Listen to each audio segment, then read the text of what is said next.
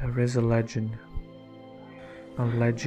dark as dark could be, set in the ancient land of Dartmoor, a family of great lineage, shrouded by a dark curse of a creature, of a great black beast, shaped like a hound, yet larger than any hound that ever mortal eye has rested upon.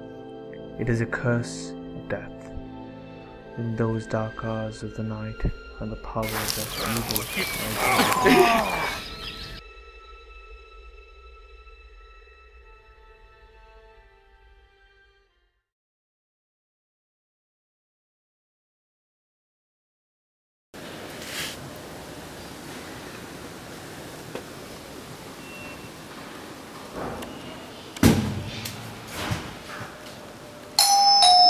Watson, get the door. What about some champagne and then a massage? That'd be lovely if only you could wash your hands 5 times with water and sterilize it with alcohol. And take a bath while you're doing it.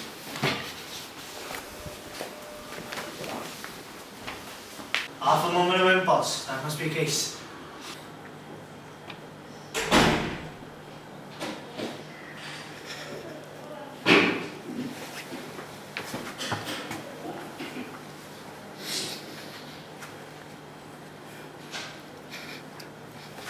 Go. Gentlemen, how can I help you? Morning. I would like to speak to Sherlock Holmes. I am Dr. Mortimer and his Sir Henry Baskerville. How do you do? Fine, thank you, sir. I've heard that he's one of the greatest detectives in the world, and I've got a case for him which I'm sure will prod his intelligence to his epitome potential. Well, let's see about that, Dr. Mortimer. Let them in, Watson. Sure, Your Majesty.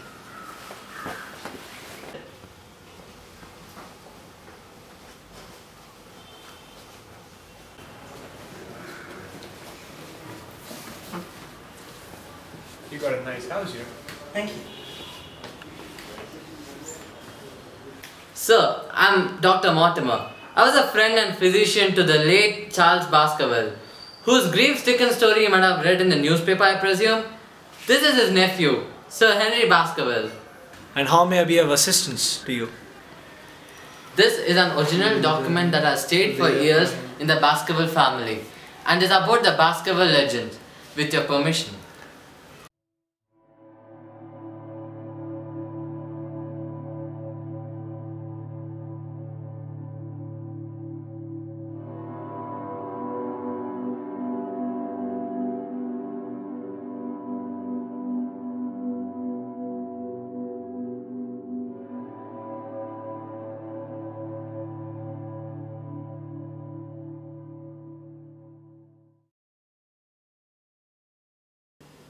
So there you go. That's the Baskerville legend. I had visited the place where Sir Charles was attacked, and I noticed gigantic footprints a few feet away from the body. You saw all this? Yes, I did. Are there any sheepdogs in the moor? Yes, but this was no sheepdog. What sort of night was it? Damp and raw. I also think Sir Charles stood near the gate of the moor for a few minutes as the ash from the cigar dropped twice. That's a brilliant observation. But do you think this hound, or whatever beast it was, is it supernatural? Nothing can be said about that, Mr. Holmes. Well, don't fret, Doctor. This case deserves my highest attention and concentration, and those it will get. Also, I got this letter this morning.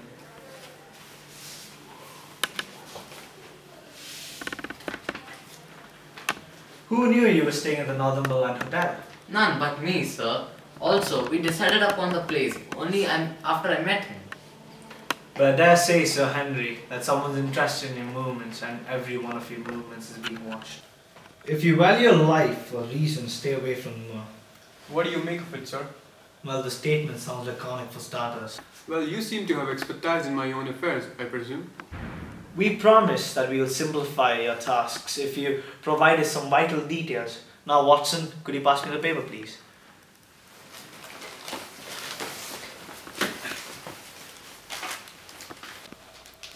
Now, would you read this for me and procure something enlightening? As you say.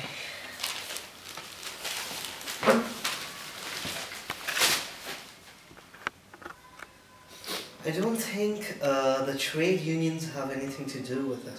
And yet, my dear Watson, there is so close a connection that is extracted one out of the other. By Jog, you're right, Holmes. There's something related to it.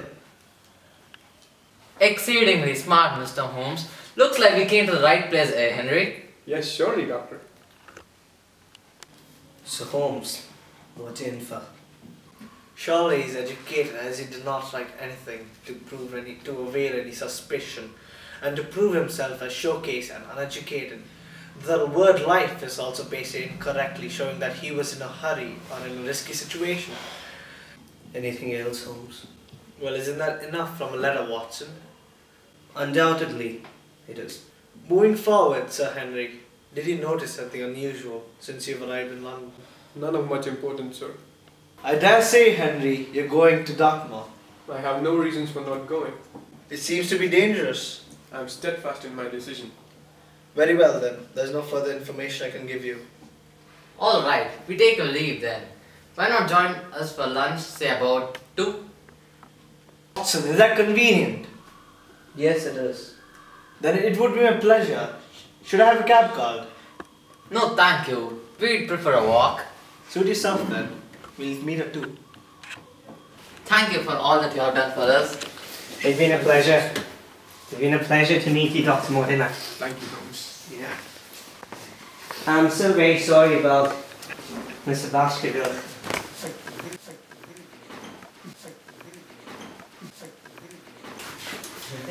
Bye, Holmes. So Holmes and Watson meet Dr. Mortimer and Sir Henry for lunch, where they find out that Henry's shoes have been missing. Thinking nothing of it, they decide upon Watson accompanying Sir Henry to Dartmoor to start the investigation while Sherlock completes the other cases. On arriving in Dartmoor, Watson is in awe of the grandeur of the Baskerville Hall. While Sir Henry takes care of collecting and analyzing the documents of the Baskerville Hall, Watson takes a walk along the beautiful countryside of Dartmoor to investigate the moor.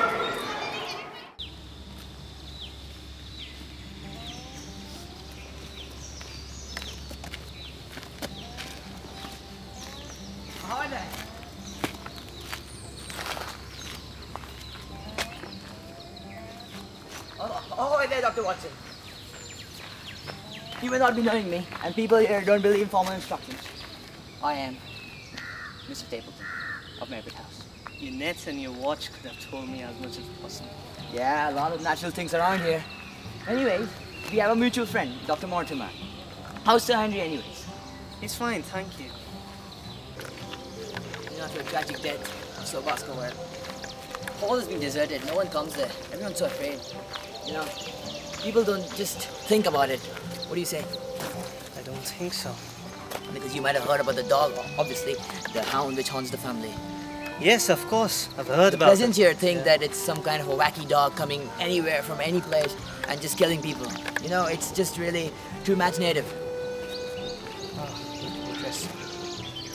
You know, Sir Charles Baskerville is heart is really weak. How did you know about that? Dr. Mortimer told me, our friend. So your conclusion is that Sir Charles died out of fright? Yeah, probably. Do you have any other explanation? Well, I do not. The Sherlock Holmes? Huh? Probably he does. Who knows? You know, Dr. Watson, you're a very known man in whole of England. And you're also known as the right-hand man of Sherlock Holmes. What do you think he'll think about the situation? I'm afraid I cannot answer that question. And why is that? Because Sherlock Holmes out of town or something? He's actually busy solving other cases in London. Oh, yes. Yeah. He's a busy man. Anyways, if you need any kind of help, please call on me. Well, I'm just here to visit a friend. I do not think I need any kind of help. Excellent, that'll be just fine. On the way, I can show you the Merritt House and also introduce you to her sister. Anyway, that part there is the Grimpen Mire. The whole thing is bloody moor. You know, it's all downs, up and downs, granites, mountains, everywhere. It's just so good around here. What do you think? You do know this place quite well. Yeah, I've been here for a long time actually. But not much, it's just 2 years. People call me newcomer anyways. But, you know, I'm a naturalist, so I have to do a lot of research here. Is it difficult to do so? Yeah, it's very hard, you know. People, I know this place better than many of the people here. Anyways. This would be a rare place for a gallop. Yeah, sure. It looks really fertile. What do you think? Definitely more fertile than the usual. Actually, it's a Grimpenmire, actually. It's called that. And that place, all the mountains, downs and all, and it's really kind of dangerous because a pony just went there and never came out. It's full bog over there. Who would want to go to a place like that? I don't know, but some people can do. There's an active man can really pass that bog, I think. I should try my luck someday. No, don't do that. Don't do that. You don't want your blood on my head, obviously.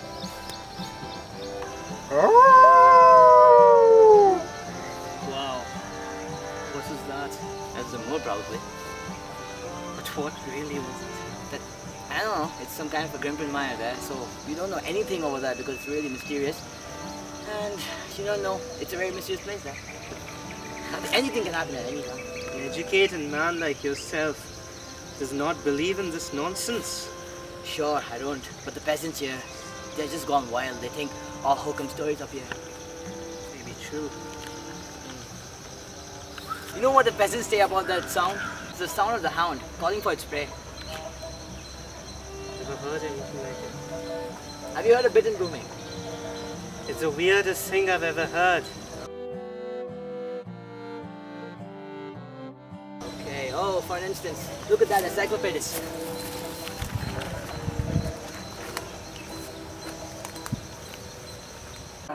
After meeting Mr. Stapleton, Dr. Watson comes back to Baskerville Hall to record his observations about Mr. Stapleton, the Barrymores, and the escaped convict. Meanwhile, in the Baskerville Hall, Sir Henry keeps on going out in the evenings to meet somebody, which is really suspicious for Dr. Watson, after which one day he spies on her and he follows her. That time, to be surprised, he finds Sir Henry following Mr. and Mrs. Stapleton, and when Mr. Stapleton escapes to catch a rare butterfly, that time Sir Henry goes and talks to Miss Stapleton and he confesses that he fancies her. Immediately, Mr. Stapleton hurries back and sees Sir Henry talking with Miss Stapleton, which he really gets angry for, and afterwards he starts shouting at Sir Henry when Mr. Stapleton hurries back to his cabin and with Miss Stapleton, where Sir Henry is trying to explain but it is of no use.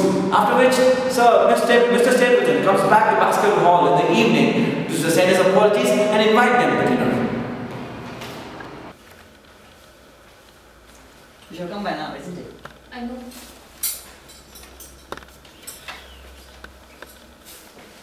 Ding dong. Ah, they're here.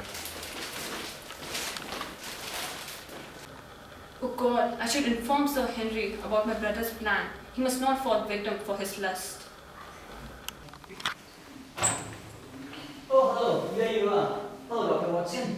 I'm Mr. Henry. This is my house. Come, please, follow me.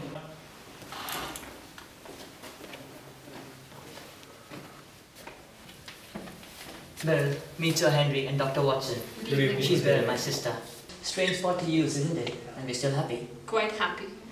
You know, I had a school back in North Country, and that school was really big, and what happened was, there was an epidemic that struck in, and many boys died, and I don't know, we lost a lot of money in that, and we came up here, because we love nature, me and her. Wouldn't it be too dull for you here? Perhaps less for you. Oh no, I'm never done. Yeah, we have our books here, we have our studies, we're really engaged here, and we love seeing the nature all around, and come Saturday, we'll have a look around the house. Till then, lunch will be ready. Yeah, sure. Let's go. Where are you going? Excuse me, Dr. Watson. Yes, Can you speak in private? certainly. Excuse me, Dr. Watson. Yes, Can you speak in private? certainly. I've run all the way in order to cut you off, Dr. Watson. I have not even the time to put on my hat. I must stop, or my brother may miss me. I'm sorry that I thought you were so Henry. Please forget the words which have no application to you. But how can I do that? Sir Henry is a friend of mine. And why are you so eager to send him back to London? A woman's whim, Dr. Watson. When you know me, you'll understand that I cannot always give reasons for what I do or I say. You make too much of it, Dr. Watson. My brother and I, We were very much shocked by the death of Sir Charles. We knew him very intimately, for his favourite walk was to our moor. No. I saw the look in your eye, the shrill in your voice. Please be frank with me, Mr. Stapleton. If Sir Henry has to be sent back, there has to be a purpose behind it. Don't you know the story of Hound? I do not believe in such nonsense. But I do. If you have any influence with Sir Henry, take him some place which is not fatal for his family. Because it's a place of danger, and as I know Sir Henry's nature, it will be impossible to move him back to London without having appropriate information. I cannot say anything definite, for I do not know anything definite. Would you mind if I ask you a question? If you're so eager to send back Sir Henry to London, what's wrong if anyone else hears it? That's your brother or someone. Nobody would object to it. My brother and I are very anxious to have the hall inhabited, for he thinks it's for the good of the poor folk upon the moor. My brother would be very angry if he knew that I would induce Mr. Henry to go away. I must not say anything now. I must go back, or he might miss me. Goodbye.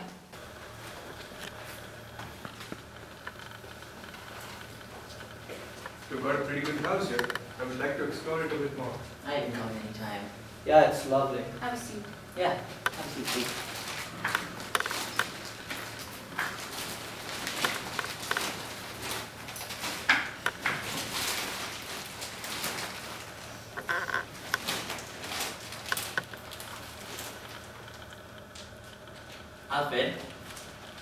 Alfred. Where is he now?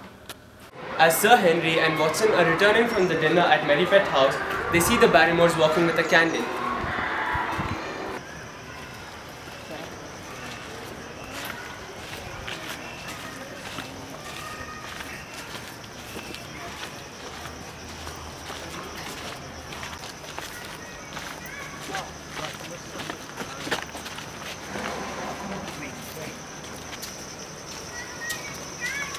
That's Mr. and Mrs. Barrymore.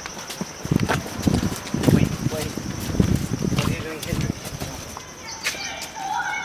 We know you little. We gave you everything.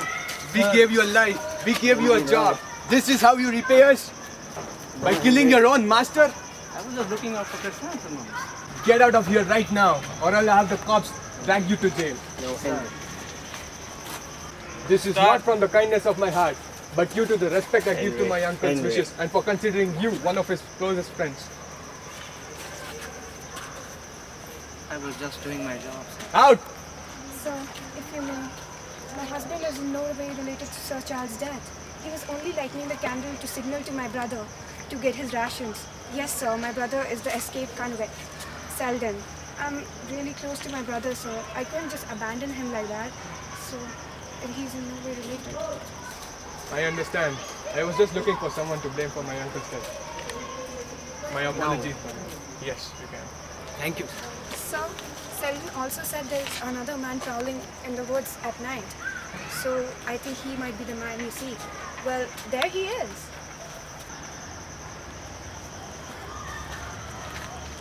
Who are you people? Liz, who are these people? The cops? Calm down, Selden. These are our friends. This is our gracious master, Sir Henry Baskerville, and this is his friend, Dr. Watson. They want to know more about the whereabouts about the man who is in the woods prowling at night. Well, good to meet you, sir. I heard a lot about you. And not too bad, sir. Good to meet you. Great to meet you. Well, sir, let's get chopping. No man in the moor gonna wait you to catch him, eh? Shall we watch? Certainly. Sure.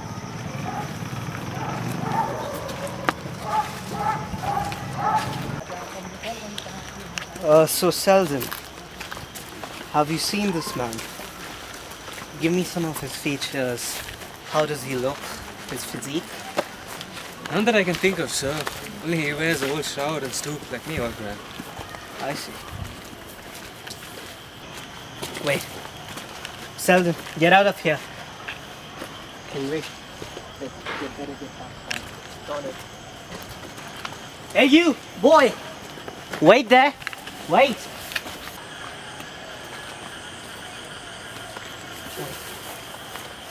Holmes? You? Quite a cold night for a walk, ain't it, Watson? But a surprise indeed. Oh my God, Henry!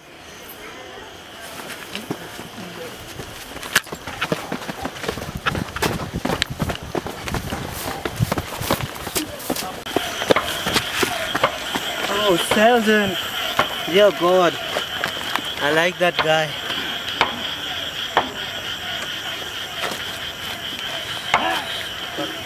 Nothing can be done now. No heartbeat left. I can't see any dog bites either. Definitely a case of murder. Well, I like the fellow indeed. Yeah. We'll take care of informing the authorities later. Meanwhile, you better go home and take a well-deserved rest, Holmes.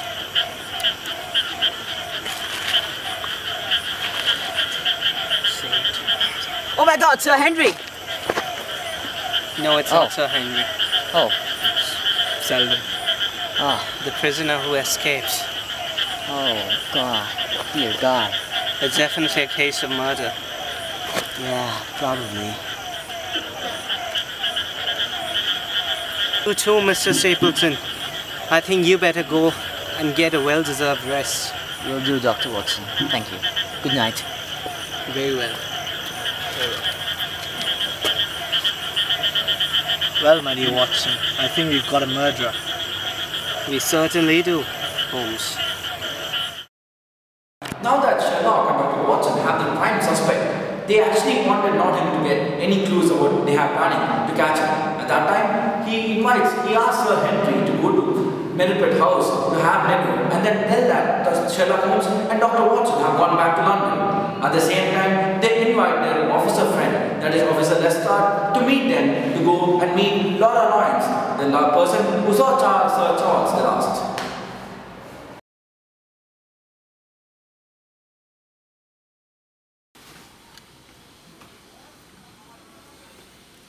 What is it? What is it?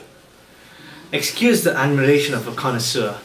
Watson here won't allow them to know anything of art. Because our views on the subjects differ. Well, I'm glad to hear you say so. I don't pretend to know much about these things, but I'd rather be a better judge of a horse or a steer than of a picture. I didn't know you had time for such things. I know good when I see it, and I see it now. That's Anila, the lady in the blue silk over yonder, and the man in the stout wig ought to be Reynolds.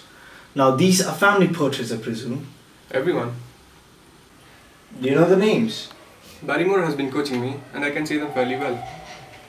And who is the gentleman with the telescope? That's Rear Admiral Baskerville, and the man with the blue coat and the roll of paper is Sir William Baskerville. He has been the chairman of the House of Commons and a bit. And who is the cavalier opposite to me? The one with the black velvet and lace? Yes, you have all the right to know about that man. Wicked Sir Hugo. He started the Hounds of Baskerville. We are very likely to forget him. Dear me, he seems like a quiet, meek-mannered man, but there's a devil lurking in his eyes. I pictured him as a more robust and a more ruffianly person. There's no doubt about the authenticity, but for the time and date, it's behind the portrait. Well, I'll take leave of you, sir. Please do feel free to look around. Definitely. Yeah. Sir Holmes, do you notice something very peculiar? Is it like anyone you know?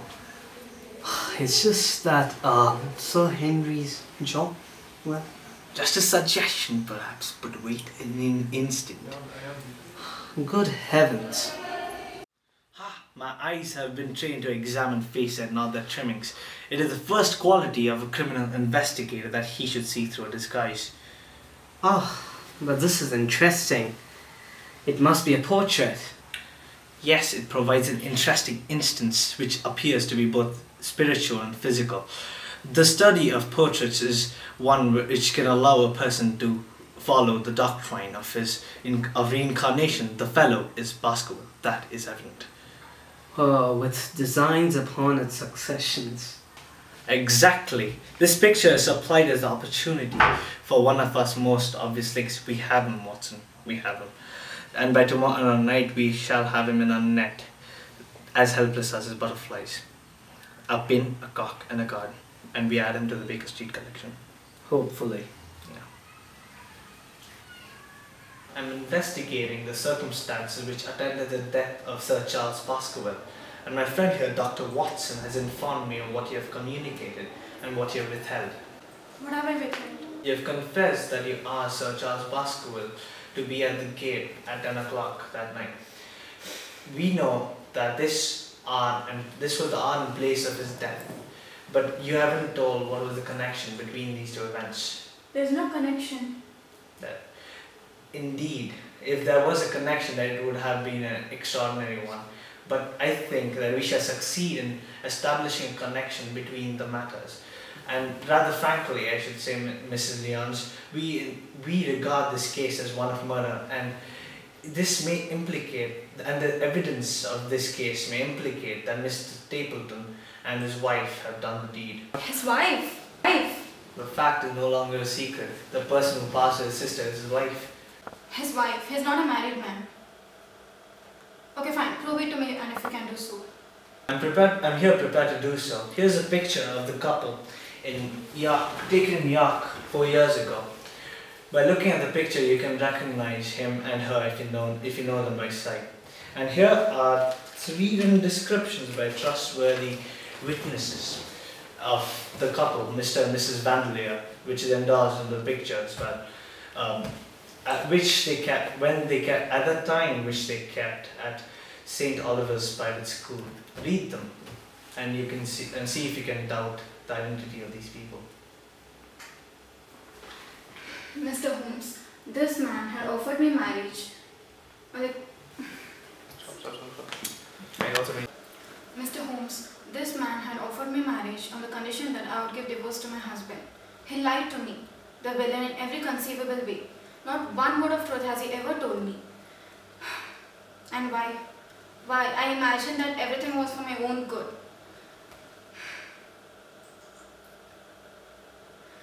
Why should I try to shield him from the consequences of his own bigoted acts? And ask me whatever you like, and there is nothing which I shall hide from you. And trust me, Mr. Holmes, when I wrote the letter, I never dreamt of harming the old gentleman, and the one who was my best friend till now. I entirely believe you, man. The reciting of these events must have been painful, and perhaps it will make it easier if I tell you what occurred, and if you can check any material mistake that I make. The sending of the letter was suggested by Stapleton. He dictated it.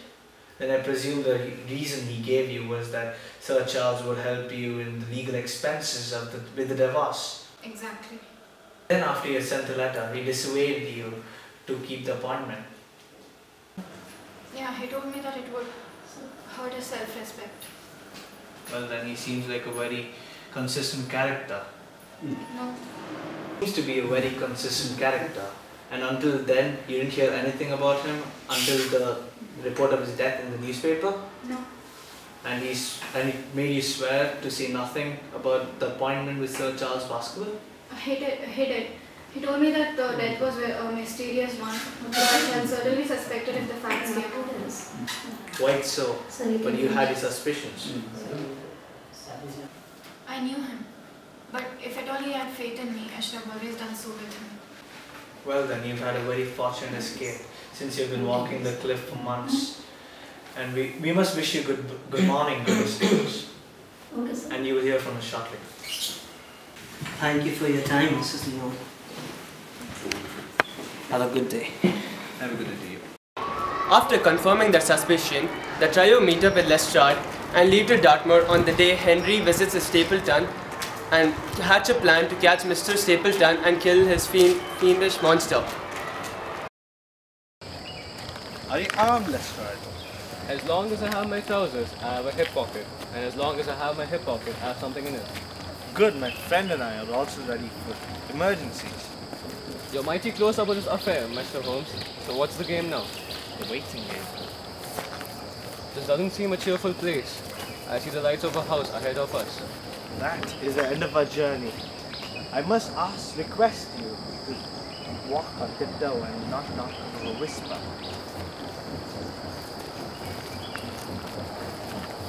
This will do. The bushes to the right make an unbelievable screen. So are we supposed to wait here? Yes, we will make our little ambush here. Come over here. That's right.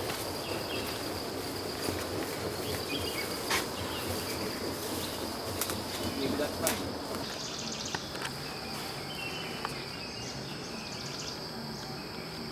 Now both of you stand down and be alert.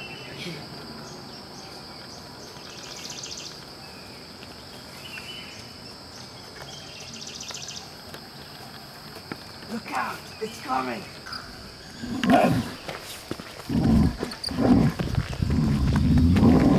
Ah!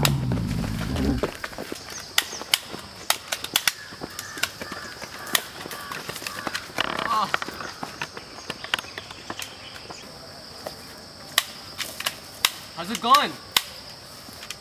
How's it gone by Lord Jesus and everything holy? Shut up, you spineless piece of... Ah, never mind.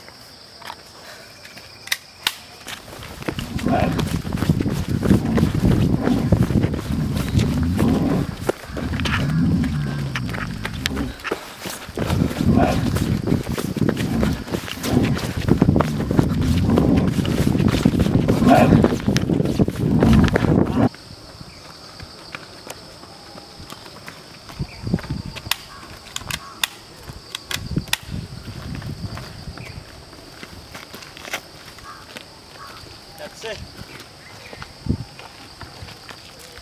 He's alive. He's carrying the shark. Pulse is there. Lestrade, could you help us? As you did so wonderfully by lying on the ground and screaming so much. Could you give him a bit of brandy?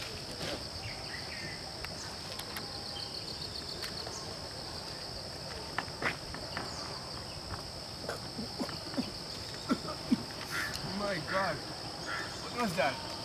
What in the heaven's name was that? It's dead, whatever it was. We've laid the ghost, family ghost, once and forever. Start.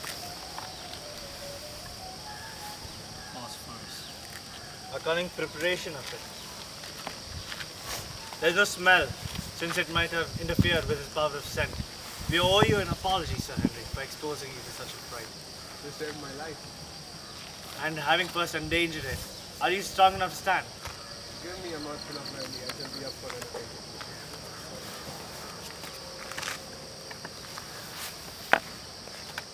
Now, what do you propose to do?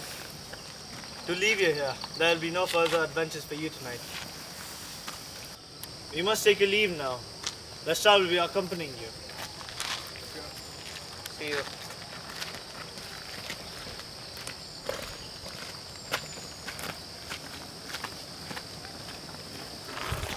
It's 1,000 against 1 against finding him at his house. The shots must have told him that the game was up. He followed the hound to call him off. Of that you may be certain. No. He's gone by this time. Let's check them more. That sounds okay.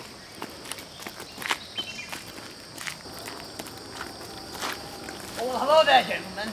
Mr. Stapleton, what a pleasant surprise. Ah, don't even think of doing that. I may shoot you anytime you want. Okay, you thought you were gonna get me. I'm gonna get to you first. It's time to die, Holmes.